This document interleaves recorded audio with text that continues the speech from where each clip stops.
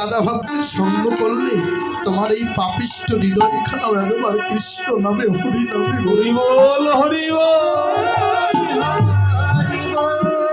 তাই তো মহাপ্রভু আমার কৃষ্ণ কৃষ্ণ বলে, কখনো রাধা রাধা বলে। ভক্তের নাম করে আজকে ভগবান নিজেই নয়নে জলে ভেসে যাচ্ছে। আর ভেসে গিয়ে কি করছে বলে ক্ষণে ক্ষণে গোড়ায় অঙ্গ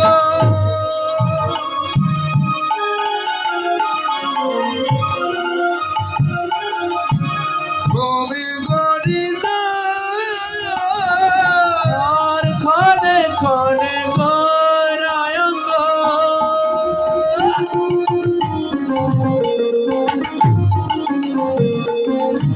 ঘুমে গড়ি যায় গনে গনে গোড়ারঙ্গ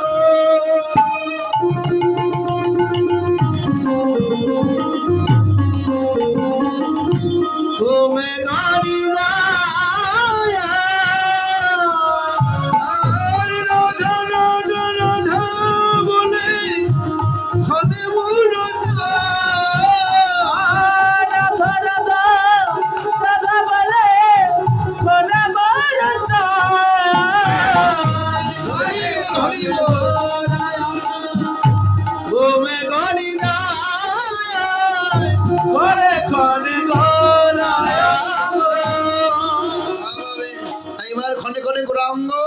ভূমি গোড়াগড়ি যাচ্ছে, ক্ষণে ক্ষণে রাধা নাম জপ করছে।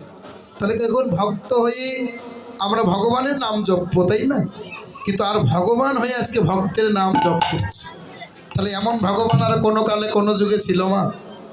আমার মনে হয় না যে কোনো কালে কোনো যুগে এমন দয়াবান ভগবান, এমন কৃপাবান ভগবান আর কখনো কোনো দিন আসেনি। কিন্তু আমরা যে ভগবানকে পেয়েছি, কেমন দয়ালু, কেমন কৃপাবান, দেখুন একবার লক্ষ্য করুন যে ভগবান আজকে ভক্তের নাম করে যাচ্ছে, ভক্তের নাম করে আজকে নয়নের জলে ভেসে যাচ্ছে।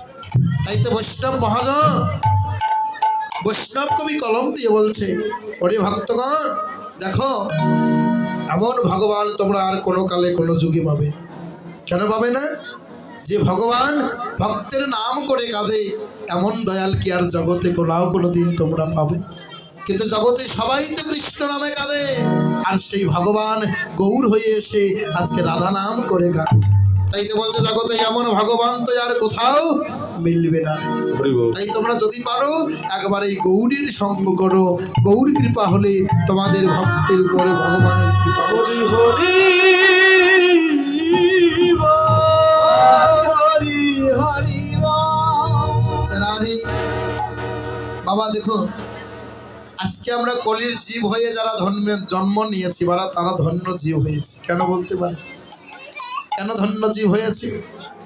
যারা বলে কলির যুগটা বড় পাপাচ্ছন্ন যুগ, তাই না? এই কলিযুগের মানুষ বড় পাপী। কিন্তু আমার মহাপ্রভু বললেন, কলিযুগে যারা তোমরা জন্মগ্রহণ করেছ তারা বড় ধন্য জীব হয়ে জন্মেছ। তারা কি হয়েছে ভাই? বলে তারা বড় ধন্য জীব হয়ে জন্মেছ। কেন? বলে আমাদের অনেক দিন ধরে তপস্যা করতে হবে। হয় বলে তোমাদের জন্য যাগ নয়, যজ্ঞ নয়, ধ্যান নয়, তপস্যা নয়, একমাত্র যদি হরি নাম করতে পারো, কৃষ্ণ নাম করতে পারো, হৃদয়ে প্রেম আর ভক্তিটুকুকে আশ্রয় করে, তবে এই কৃষ্ণ নাম নিলেই তোমাদের কলিজীবের হরি বল হরি বল। ভগবান কি চায় মা? ভগবান কোনোদিন কোনো ভক্তকে বলেছে তুমি আমাকে রাজভোগ দিয়ে সেবা দিও? ভগবান কোনোদিন কোনো ভক্তকে বলেছে তুমি আমাকে দামি দামি ফল মূল দিয়ে সেবা দিও? তাহলে ভগবান কি চায়? এটা আমার মুখের কথা নয়, গীতাখানা খুলে দেখবে। গীতায় যে ভাষাগুলো বলেছেন ভগবান, গীতায় যে শ্লোকগুলো লিখেছেন, সব ভগবানের মুখ নিশ্চিত বাণী, তাই কি না? তাই গীতা কখনো মিথ্যা হতে পারে না। এজন্য গীতার একটা শ্লোকে বলা হলো, পত্রং পুষ্পং ফুলং তয়ং তমেরোক্ত প্রযোজ্যতে তদহং ভক্তি পরুতো প্রস্মামি প্রসিতাৎ। এই শ্লোকটির অর্থ কি জানে অর্জুন? জগতে কোনো ভক্ত যদি আমার অনুরাগী হয়,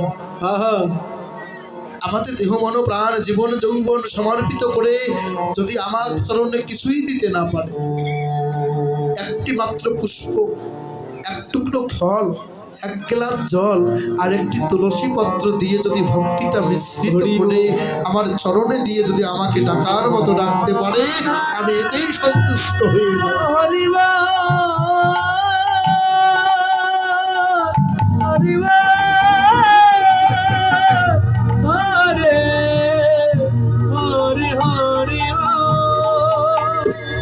তাহলে এখন কথাটা একটু বিচার করে শুনবেন মায়েরা। ভগবান কোনোদিন রাজভোগ রাজৈশ্বর্য চাইনি। গীতায় বলেছেন একটা পত্র, এক টুকরো ফল, একটা পুষ্প আমার চরণে ভক্তি মিশ্রিত করে যারা দিতে পারবে, আমি তাদের সেই ভক্তিতেই সন্তুষ্ট হই। অর্জুন বলেছিল, সখা তুমি বললে ফল ফুল জলে নাকি তুমি তুষ্ট হও, কিন্তু এই জগতে মরুভূমির দেশেও তো তোমার জীব আছে, তোমার ভক্ত আছে না? সেখানে তো নদী নালা খাল বিল কিচ্ছু নেই, সেখানে তারা তোমার চরণে কি দেবে? সেদিন ভগবান অন্তরের নিগুড় কথাটি বলেছিলেন, আর বলেছিল, অর্জুন এই জাগতিক জগতের নদী নালা খাল বিলের জল যদি শুকিয়ে যায়, আমি যে আমার প্রত্যেক ভক্তের দেহ মাঝে দুটো নদী দিয়েছি, এই দেহ নদীর জল যদি কেউ এক ফোঁটা আমার চরণে অনুরাগের বশভূত হয়ে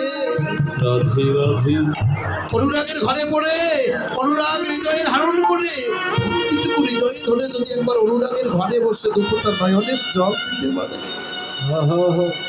আমি যে ভক্তের ওই নয়নের জলেই খুশি হয়ে যায়, কেনা হয়ে যায়, বিক্রি হয়ে যায়। বলছে কি করে নেবে তারা? ও মায়েরা, যে জীব গুরু ছেড়ে গৌরাঙ্গ ভজে তার জনম কি বিফলে চলে যায়। এজন্যই ভগবান যখন গুরুচরণ আশ্রয় করেছে, আমাদেরকেও করতে হবে, কারণ গুরুদেব হলো আমাকে ভগবান পাওয়ার পথ প্রদর্শক। এজন্য বলছে, দেখো তোমার এই দেহটা তখনই ভজনযোগ্য দেহ হবে যেদিন তোমার দেহখানা গুরুচরণে সমর্পিত করবে। আর গুরুচরণে যখন সমর্পিত হবে বাবা, সেই দিন গুরুদেব একটা মন্ত্র দান করবে, করবেন।